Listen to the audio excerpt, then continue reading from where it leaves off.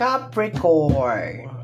Hello my dear Capricorn. First 15 days of October na tayo mga my dear. First 15 days. Kumusta kayo mga my dear Capricorn? This is from October 1 hanggang October 15, 2024 mga my dear Capricorn. And this is a general reading.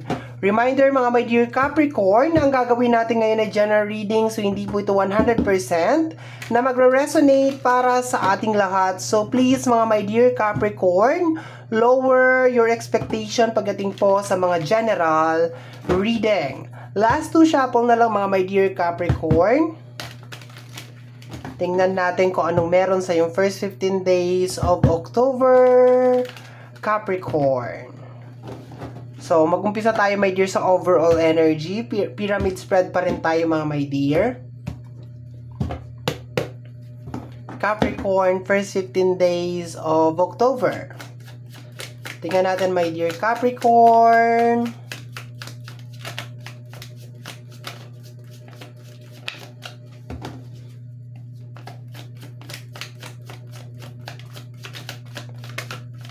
Okay, meron kang dalawa. So, first card mo, my dear, is energy ng death card. Okay? So, ano bang death card? Ang death card is may kinalaman sa pagtatapos. Okay? Minsan, yung ending na yan ay masaya. Minsan naman, yung ending na yan ay malungkot. Okay? Kasama niya, my dear, is the Five of Pentacles. Related sa energy ng pera. Okay? So, kung lately, my dear Capricorn, meron kang problema na may kinalaman sa usapin ng pinansyal, good news, my dear Capricorn, because first 15 days of October, matatapos na ang mga problema mo na may kinalaman sa usapin ng pinansyal. Okay? Tingnan natin, my dear, next card. Okay? Energy ng Four of Cups, okay? So, kung lately din, my dear Capricorn, parang medyo nai-stuck ka rin sa parang emosyonal, kung meron man mga tao na parang na-stuck ka sa problemang emosyonal, magtatapos na rin yan, my dear. Kung meron din mga problema na kinakailangan mo rin mag-provide, magsusolusyonan din siya, my dear, sa first 15 days of October. To the point, my dear Capricorn, na mag-e-end yung problema na may kinalaman sa usapin ng pinansyal, maganda na yon, no? Sobrang ganda na yon. Okay? So, tingnan natin, my dear Capricorn. Next na energy is the Seven of Cups. Okay? Seven of Cups is may kinalaman sa mga manifestation mo, mga bagay na gusto mong bilhin or gusto mong ma-achieve sa buhay mo, my dear Capricorn. Teka lang. I think, my dear Capricorn, mas gugustuhin mo na mag-focus, my dear, sa mga bagay na kaya mong bilhin, kaya mong gawin sa first 15 days of October. Kaya yung pressure nawawala, no? So, yun na nakukuha ko. Kasi kadalasan, my dear, na mga reading ko sa'yo, kaya nagkakaroon ng pressure sa usapin ng pinansyal kasi parang pinagsasabay-sabay mo siya, my dear Capricorn. Okay?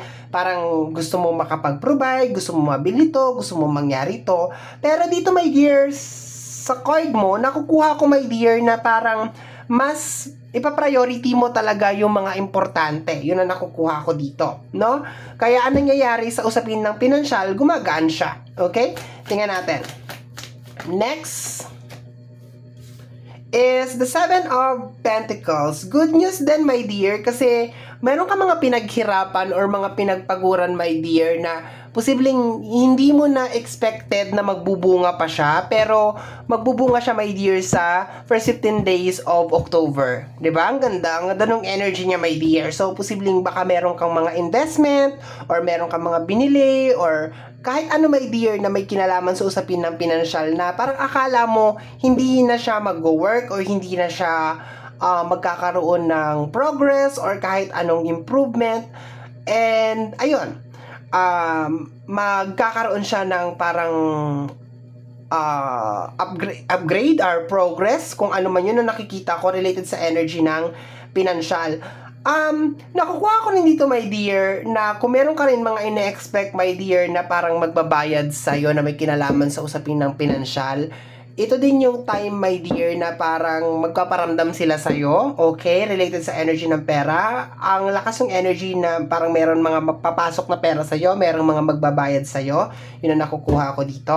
Ang kagandahan dito, my dear, kasi alam mo na yung mga importante, alam mo na yung mga dapat mong i-prioritize, alam mo na yung mga dapat mong bilhin, sa mga hindi mo dapat bilhin. So, maganda yung pasok niya, my dear. Kaya ang ganda ng flow, my dear, ng first 15 days of October. Kasi, alam mo na yung mga dapat mong paglaanan ng energy sa mga bagay na hindi mo dapat paglagyan ng energy. Kaya nag-e-end, my dear, yung mga negative na energy na nangyayari sa iyo nitong mga nakaraang mga buwan. Okay?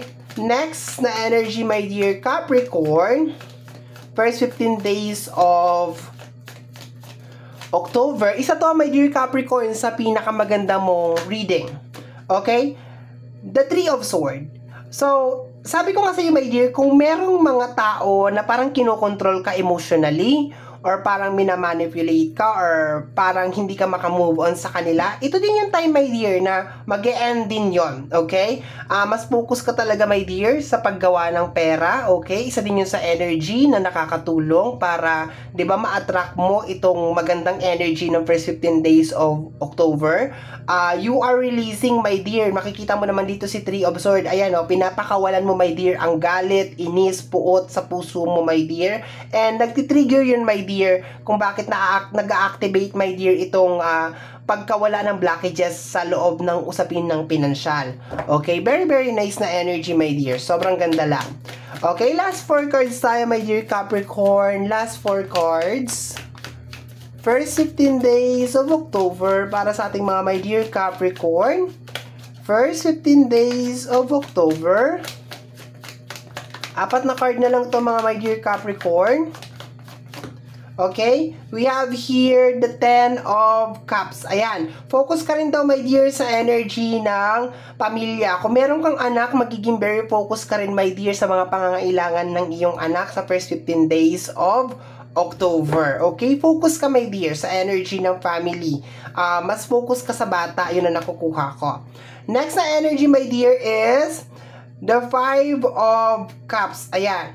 So, sa energy ng 5 of Cups, medyo negative siya. Pero ang nakukuha ko, my dear, is umaalis ka na kasi dito eh. Kasi ang nasa taas niya kasi is related sa energy ng 7 of Pentacles and the 7 of Cups. Okay? Tama ba? Yes, 7 of Cups and the 7 of Pentacles. Okay? Kumbaga, nagigitnaan tong 5 of Cups na to.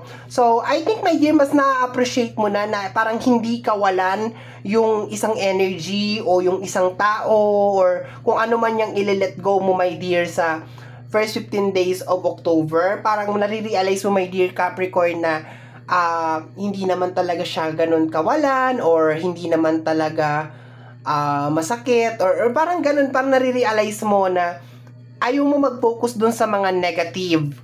No, mas gusto mo na mag-focus, my dear, sa mga kung ano yung mga bagay na nangyayari sa paligid mo, kagaya sa anak mo, sa pamilya mo, sa trabaho mo, yung mga pangangailangan sa bahay. Yun ang nakukuha ko dito. Para meron ka talaga nililet go dito na tao, my dear. Okay? Baka siya din yun, my dear, nagkukos, my dear, ng blockage mo sa usapin ng pinansyal. To the point na ile-let go mo na siya, my dear. Ayan, nag-a-activate, my dear, yung flow ng iyong money. Okay? Next, my dear, last 2 cards na lang tayo. My dear Capricorn, first 15 days of October.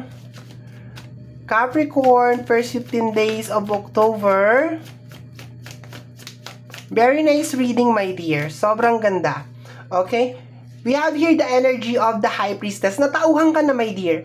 Okay? Natauhan ka na yung pinag-iiyak mo o yung pinagmumukmuk mo nitong mga nakaraang mga buwan or mga nakaraang mga taon ay hindi siya worth it. Okay? Hindi niya deserve. Okay? Next, my dear. Namatay na isang candle. Okay, next energy, my dear. Next energy